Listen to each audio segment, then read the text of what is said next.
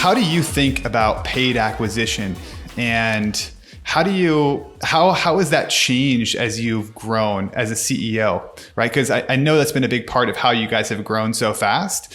What is your mindset around that, and how has it evolved from when you were $1 million versus where you're at now? Yeah.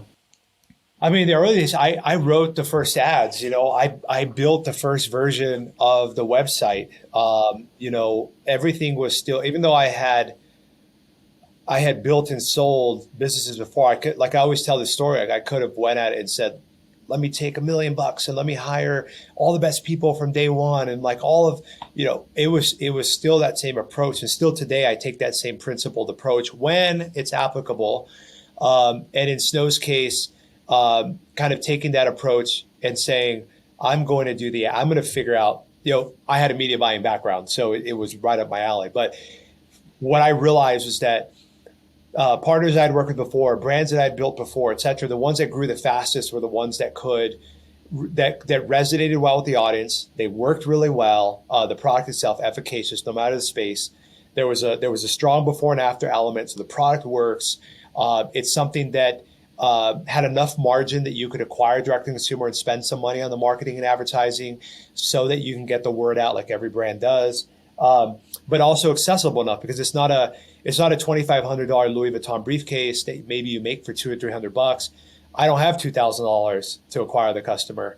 But our thinking initially, or my thinking when I was first writing the ads, was what are the pain points that we uniquely solve, that we believe we uniquely solve, or I'm uniquely solving, and how do I convey that in the ad creative up front? So it's a little bit more direct response.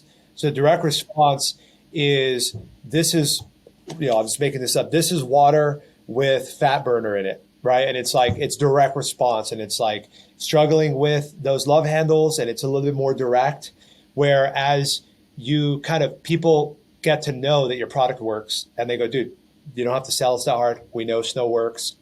What else do you guys got?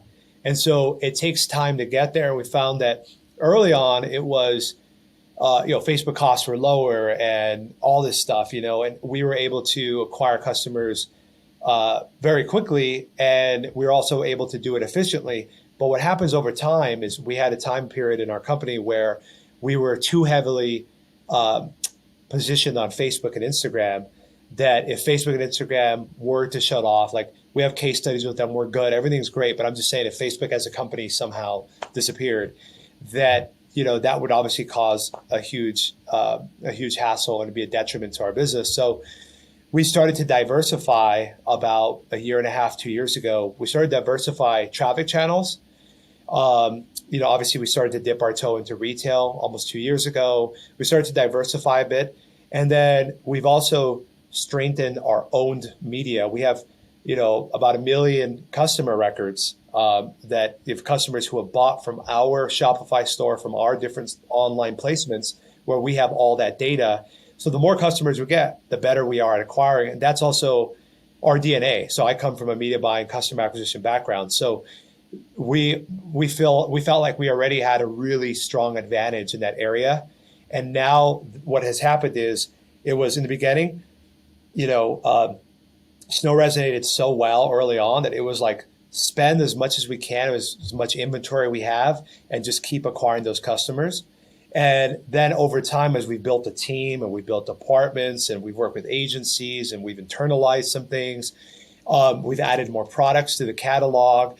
We're now on Snapchat, TikTok, Pinterest, YouTube, Facebook, Google, billboards, banner ads, magazine ads, radio ads, podcast ads, direct mail. We're SMS, owned email channels, push notifications, messenger marketing. We're on probably 40 to 50 channels that me and Eric and the team are overseeing on a daily basis. Probably an 80-20 rule, right? So still Facebook and Instagram being the heavy weight in the room. But we've diversified traffic channels. We've strengthened our conversion rate on our website, the product offerings, our upsell and cross-sell channels. We introduced subscription recently to bolster that onto our lifetime value. So what happened is, as customer acquisition costs started to spike, we made improvements on our end on the website to keep that down. So conversion rate goes up. If conversion rate doubles, your cost to acquire the customer cut in half. everybody's so focused on the Facebook cost, the creative, and all of this area.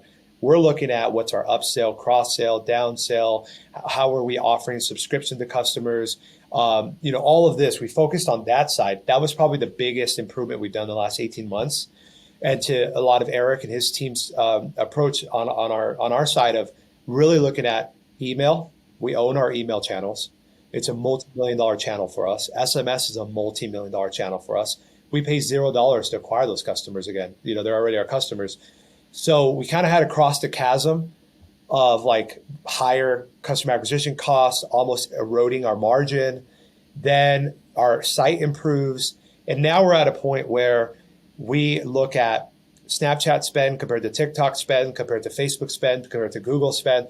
So we might realize that Snapchat on its own is losing money.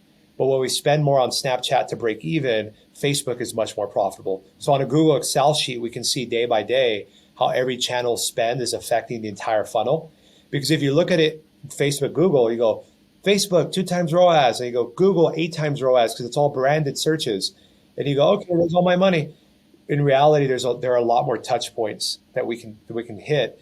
And we had such an extremely successful holiday season a few months ago, because I think that we've laid out our net enough, it's strong enough to hold, when we're going through rapid waters, like we're strong enough and comfortable enough in that fitting that we can outspend. For example, in April of last year, we spent $5 million on Facebook ads in a 30-day period just for the snow brand. And we were able to do that because of what's below the iceberg. We've been working on that for years, which is conversion rate optimization, our phone support, being able to call customers 24/7, live chat, like all this infrastructure that we've been working on. It started with one product, one offer, one channel, Facebook ads, and it was profitable enough to buy the next set of ads, the next set of inventory. And we just kept kind of doing that for about a year and a half before we said, okay, we got to start building legs in this business.